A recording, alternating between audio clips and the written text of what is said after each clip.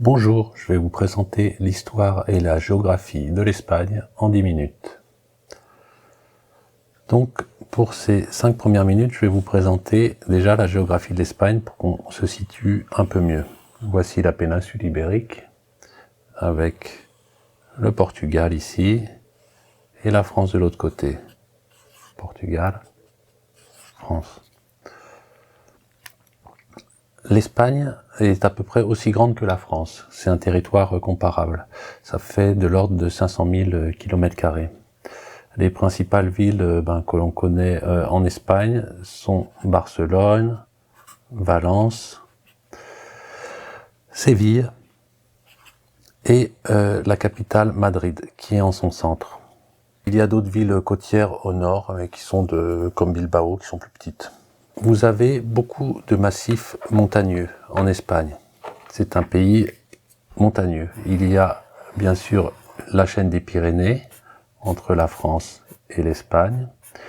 Il y a aussi des montagnes au nord, les monts Cantabriques, la région de la Cantabrie.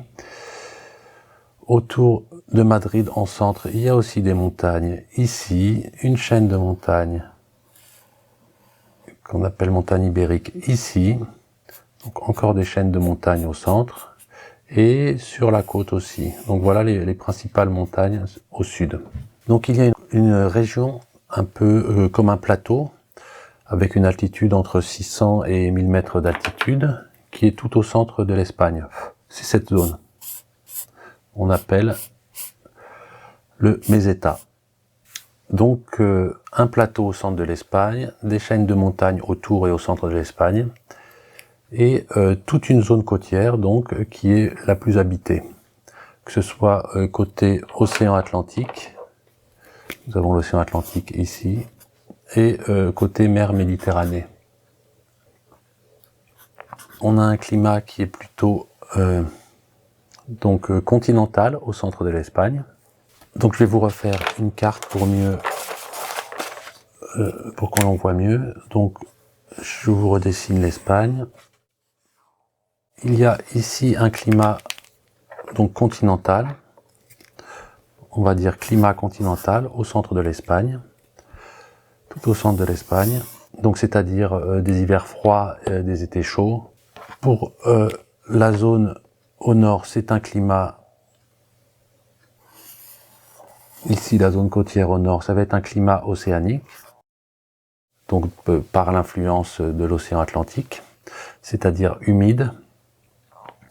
Globalement, des pluies assez courantes. On appelle cette zone la zone l'Espagne verte en fait, puisque comme il y a beaucoup de précipitations, il y a beaucoup de verdure, contrairement à l'Espagne du centre qui est plutôt un peu asséchée, et surtout l'Espagne qui est sur toute la côte sud qui donne sur la Méditerranée, et ici on a un climat qui est méditerranéen. Climat méditerranéen. Donc qui va être très chaud en été, avec peu de précipitations, et sec, relativement sec en hiver, et des températures plus douces, plus clémentes. Voilà, donc on a les trois climats de l'Espagne, avec donc ces trois zones. À savoir donc que les zones côtières ne représentent que 10% de la superficie. Les autres qui sont entre 0 et 200 mètres d'altitude.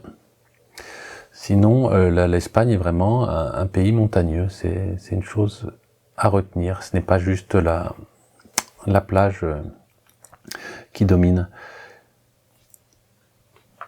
Je vais passer maintenant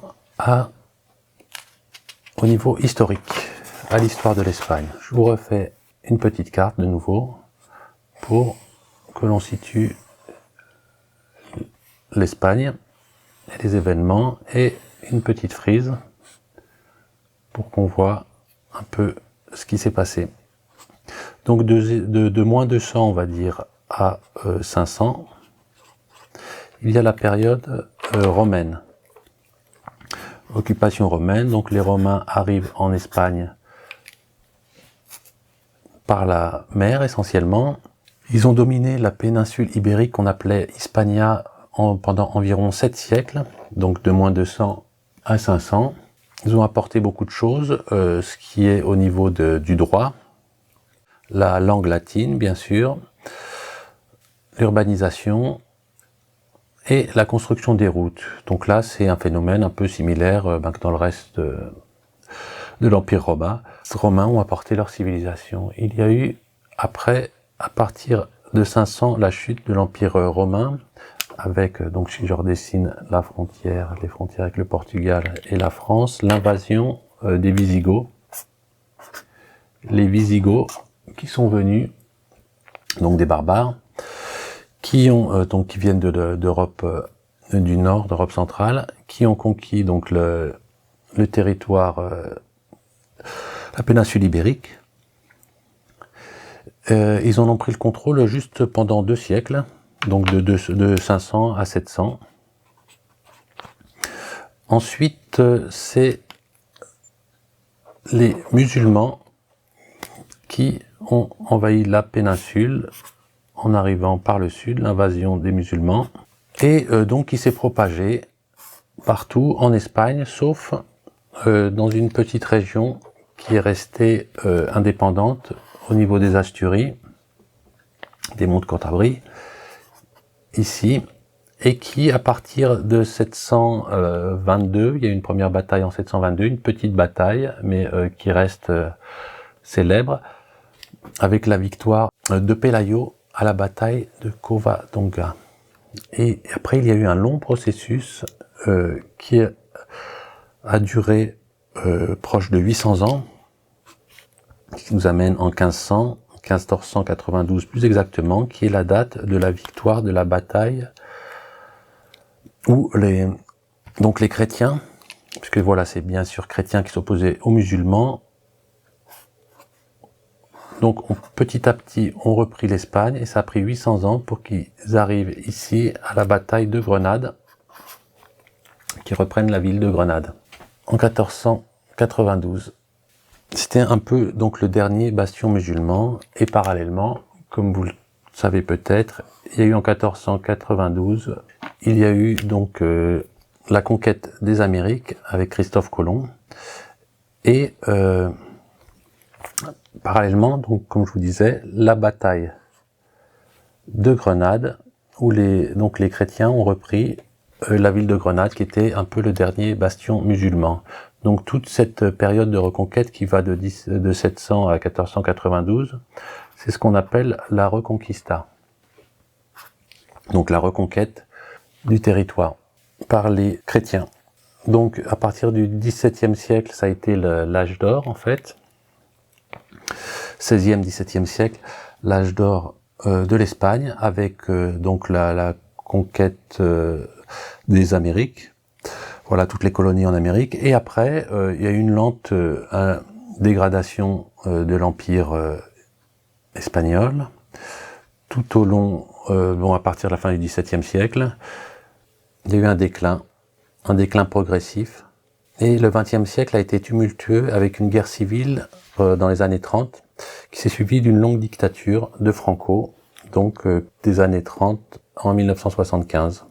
Cette petite vidéo explicative d'histoire et de la géographie de l'Espagne, elle était faite dans le contexte donc d'aller vivre à l'étranger. Comme je le disais, c'est important de connaître un peu l'histoire, la géographie du pays pour mieux se situer, pour mieux le comprendre.